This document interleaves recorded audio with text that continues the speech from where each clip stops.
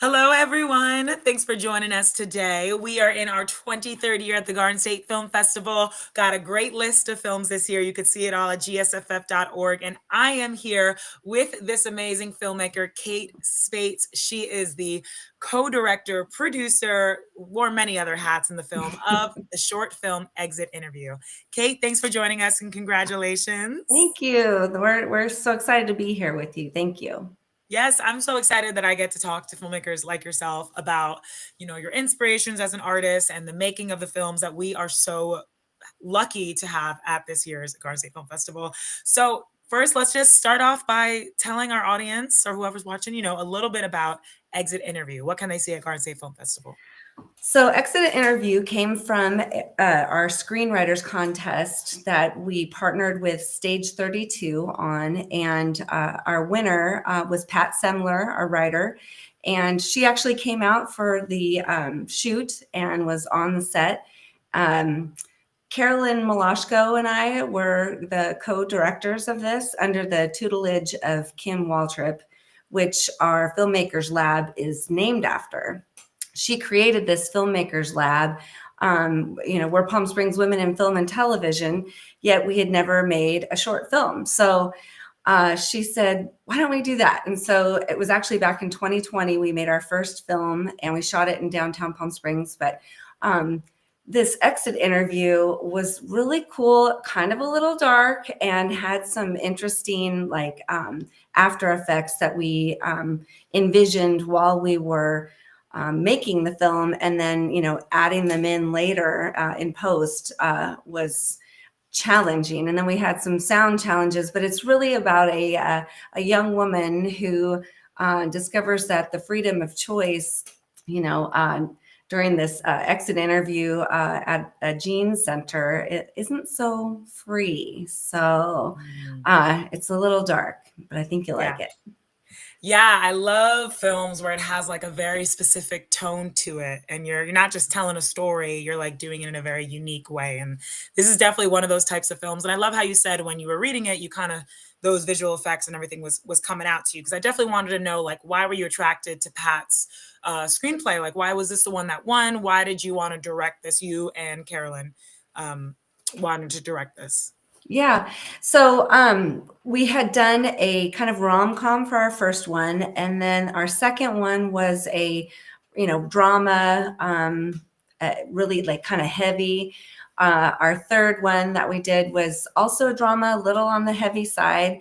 And so I was actually looking for some sort of comedy. But it's so hard to do a comedy short. And this one just kind of stood out. I said, ooh, what if, because she had it a little bit more moderate, and I said, what if we make one of our mains kind of diabolical? And it was really fun to bring that out in our actresses, or one actress. And so, it's really hard to make two women sitting at a table really interesting. So I think our after effects and then her little diabolical ticks really kind of make you think like something's wrong, something's different about her.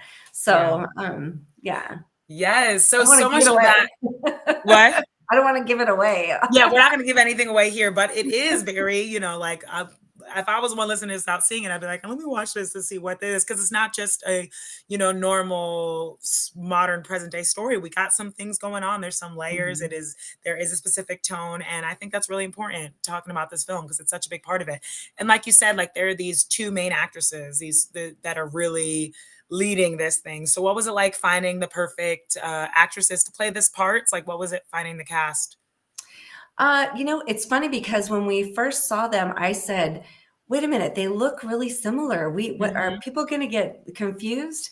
And then we said, no, we can change that with their hair and makeup and their wardrobe. And so, but when we put them side by side, I was like, wow, they look like they could be sisters. So they both, I'm not kidding, they hit their lines. Like there was never one single take that we had to give them their line. I was just like blown away by it. They embraced it. And then any little extra, diabolical parts, they embraced or she, I should say, Mhm. Lucy embraced, being really a little Yeah. wicked. And then Catherine embraced, being like happy-go-lucky, and then she Mm. really changes too. And so it happens so fast, but you can imagine for a second how this could happen in any day. It could be today, it could be tomorrow, it could be 30 years down the way. And so it's really interesting how we were able to bridge that gap and really make it interesting for the, what is it, 10 minutes that we have to entertain you. Yeah. And speaking of making it interesting too, I mean, so much of it are on these people. There's a lot of dialogue. It's all in like basically one location. Yes, we do have visual effects, but like, what was that like co-directing? Especially, it wasn't only on you. Like, what is that relationship like co-directing, and how did you guys make it interesting and make it so like, I want to keep watching, even though we are just seeing these, two actresses, one location. It's really like one long scene, but Right. right. Um, well, I had the pleasure of co-directing with Carolyn Malashko, who actually wrote our first short. And the first short that we did was my idea, and then she brought it to life. And so we have a really cool relationship. And she actually she passed away in November, and Mm. I don't want to I'm cry. sorry. I'm very, yeah. She was a really special woman, and she was able to find the heart in, and especially in Catherine's character. And so she and I, like, I was kind of playing the bad girl, and she was, playing the more innocent. And we actually sourced the music together. And so she was sitting over my shoulder, and we're, trying things, and we actually put a couple of things on top of it. But going back to what you asked about with the location, I happened to know of this place where it was just this big white wall, and you could make it whatever you wanted. Mm, And so we found this modern kind of furniture, and we said, let's just leave it white. And then we can put the After Effects on that white screen. mm. And our camera crew was incredible.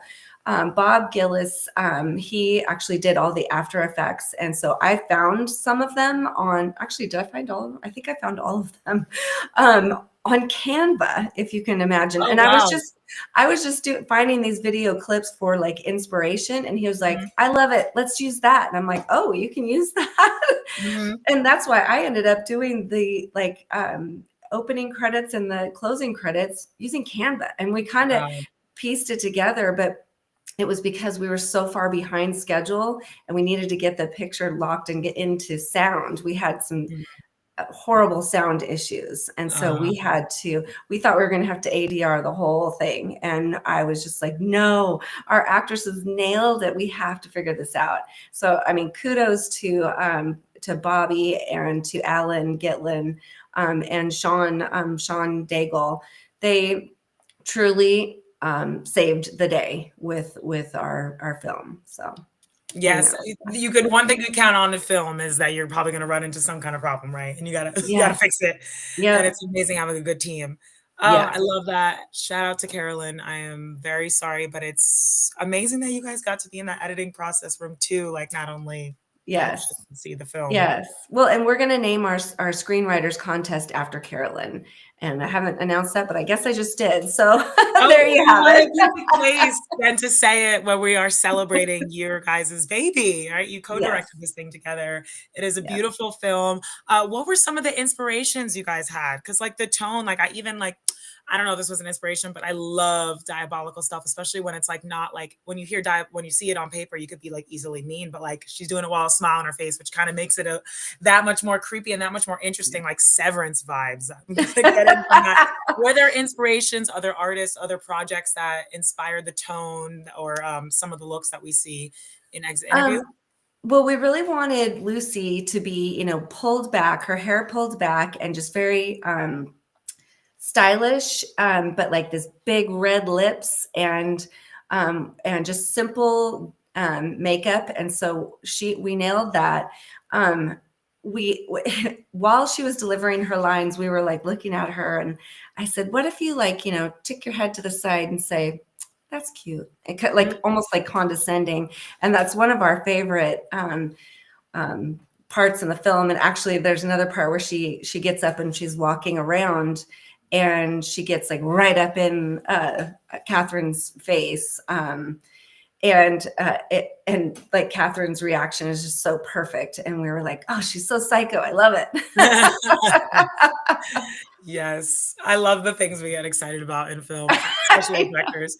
You Yeah. talked a little bit before about some of the challenges that you ran into. What were some of the things that you learned from this process that you're gonna take with you to your next project? What are some of the challenges or some of the beautiful parts that you guys encountered, while filming Exit Interview, while making it in its entirety? Well, the thing about, here we are, we're a nonprofit, Palm Springs Women in Film and Television, yet we created this program that we, get funding for, because what we're doing is we're pairing somebody very seasoned with somebody that is learning. They're either in school or they've always wanted to do it.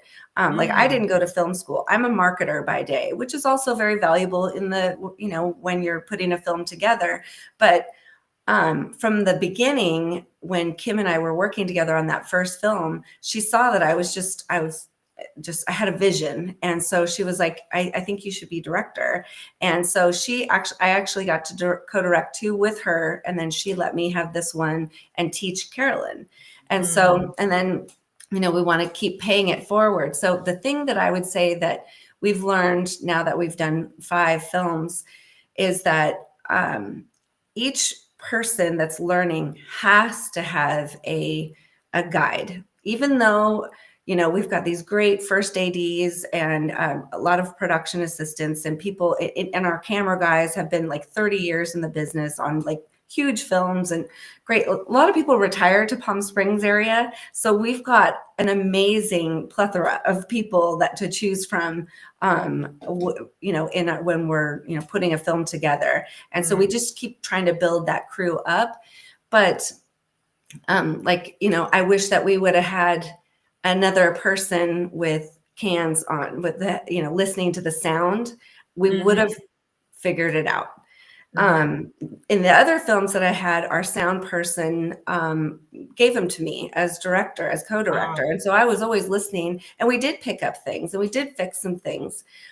For this one, he didn't come equipped with a second set. And so I hate to throw him under the bus, but it did useful to lie on know. him. Could be a Yes. sound person listening right now. The last project that I worked on, the sound person actually had an extra set of headphones for the director that he gave in the middle of the shoot and throughout on. You don't realize how important these things could be and how you could really catch a mistake. This is wonderful. Yes, Yeah, yes. So so that we'll never make that mistake. And then this last one that we just shot, we noticed it because I'm working on that one in post, which is another great thing about the Filmmakers Lab, is that we all get a chance to say, I really want to learn this or that. Or if we're falling short on something, one of my friends said, well, I don't know what I want to do. And they're like, well, we need a clapper.